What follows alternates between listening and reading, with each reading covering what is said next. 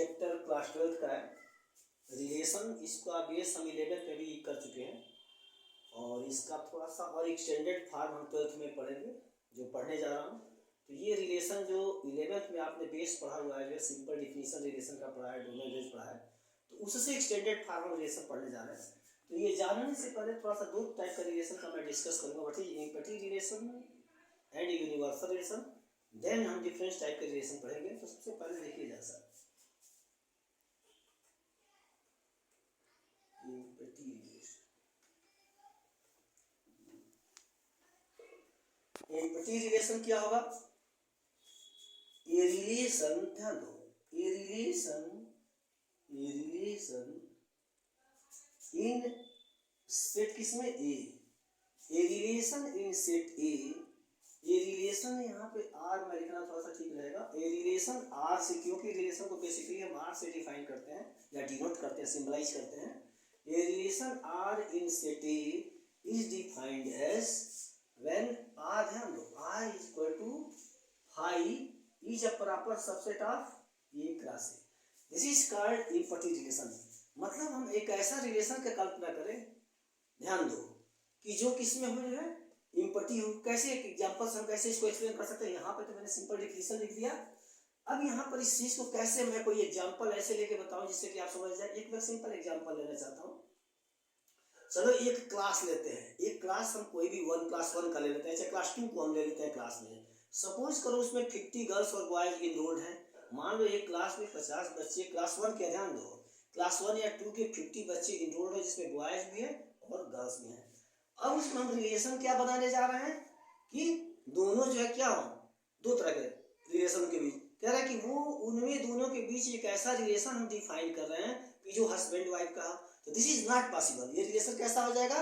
Empathy relation. क्योंकि पहले class 1 का बच्चा जो होगा तो वो अनमैरिड होगा, सिंपली है। तो वो उनके बीच जो रिलेशन रहेगा ब्रदर सिस्टर का तो पॉसिबल है, ब्रदर ब्रदर का रिलेशन पॉसिबल है, बट हमने कहा कि रिलेशन को डिफाइन कर रहे हैं यदि हस्बैंड वाइफ का, तो दिस इज इम्पैथी रिलेशन का एक एग्जांपल हो जाएगा। हमारी बात समझ में आ रही है अच्छी तरह से? तो इस तरह से ये इम्पैथी रिलेशन आपको मैंने बताया। दूसरा जैसा देखो यूनिवर्सल रिलेशन। यूनिवर्सल रिलेशन में क्या लिखोगे? अगेन ये रिलेशन, ध्यान दो, ये रिलेशन आर किसमें? इन सेट ए, सेट तो ए ही लेंगे। ये relation R in set A is defined है, यानी यूनिवर्सल रिलेशन को कैसे तुम डिफाइन कर रहे हो? Is equal to A cross A. ध्यान दो, सारा का सारा रिजल्ट ही ए क्रॉस ए में आ जा रहा है जो है, तो वो रिलेशन क्या हो जाएगा? Universal relation.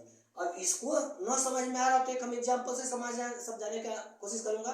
सपोज करो पूरी इंडिया में जितने भी पीपुल्स बिलोंग्स करते हैं, मैंने पीपुल्स का नाम लिया, नॉट मेल फीमेल का नाम नहीं लिया, जेंडर नाम नहीं लिया, हमने पीपुल्स बोला है। तो सबको यदि हमने एक यूनिवर्सल रिलेशन नाम दे दें, अब दो उसमें सेट ए नाम दे दें, तो उसमें कोई भी रिलेशन तुम बनाओ। जैसे मान लो कि इसमें बनाते हो कि डॉक्टर के बीच रिलेशन, तो पूरी इंडिया की यदि पीपुल्स को बिलोंग्स करेगा तो डॉक्टर भी क्या होगा इसके अंदर आ जाएगा। पुलिस के बीच रिलेशन बनाओगे वो भी आ जाएगा। यहाँ तक इवन कोई मैड जो पागल लोग हैं उनका भी तभी सेट बनाते हो, वो भी इस पूरे देश के अंदर आ जाएगा। तो कुछ भी कहोगे, स्टूडेंट, IITian, बिजनेसमैन, कोई भी प्रकार का रिलेशन लोगे, तो यदि हमने पूरे कंट्री को यूनिवर्सल रिलेशन मतलब सेट ए माना है, उसमें पूरी यूनिवर्सल को यदि रिलेशन माना है पूरे कंट्री को, तो कुछ भी तुम कहोगे उसके अंदर भी आ जाएगा। Such types of relation is called universal relation. अब जो सिंपल रिलेशन है, जैसा देखो इसमें जो मेन डिफिनीशन 3 आते हैं, वो जो 12th ये तो इतना से कह सकते हैं कि थोड़ा सा 11th का एक्सटेंडेड फॉर्म ये पर आएगा। यहाँ से जो 12th की स्टार्टिंग हो रही है तुम्हारी, ये मैं बताना चाहता हूँ सिंपली रिलेशन के टाइप के बारे में। तो ये आपका आ जाएगा टाइप्स ऑफ रिलेशन में क्या क्या आ जाएगा। यहाँ पे चाहो तो आप ऊपर लिख सकते हो types of relation. Types of relation क्या होगा?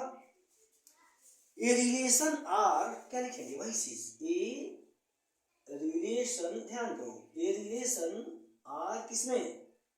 ए relation R in set A, ध्यान दो, इज कॉल्ड, पहला फर्स्ट इज कॉल्ड, यहाँ पे लिख देता हूं, इज कॉल्ड पहला से रिफ्लेक्सिव,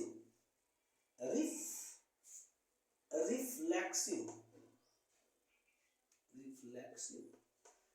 कब? कह रहा है कि ए में ए का रिलेशन हो and for every a belong से, ध्यान दो ये सिंबल फॉर एवरी का होता है, एक बार हम यहाँ पे लिखता हूँ, ये सिंबल साइड में लिख रहा हूँ, ये फॉर एवरी को रिप्रेजेंट कर रहा है।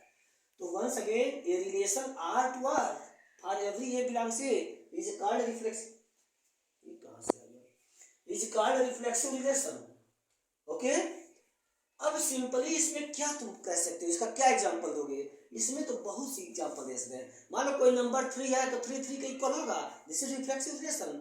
कोई व्यक्ति अपने हाइट के बराबर होगा, जैसे किसी का हाइट 5 फुट 5 इंच है तो खुद अपने हाइट को ही रिफ्लेक्ट करता है, अपने बराबर है, this is reflexive relation. A line segment 5 centimetre, मान लो कोई लाइन सेगमेंट 5 सेंटीमीटर का है, this is also reflexive relation. तो this is a lots of example of reflexive relation.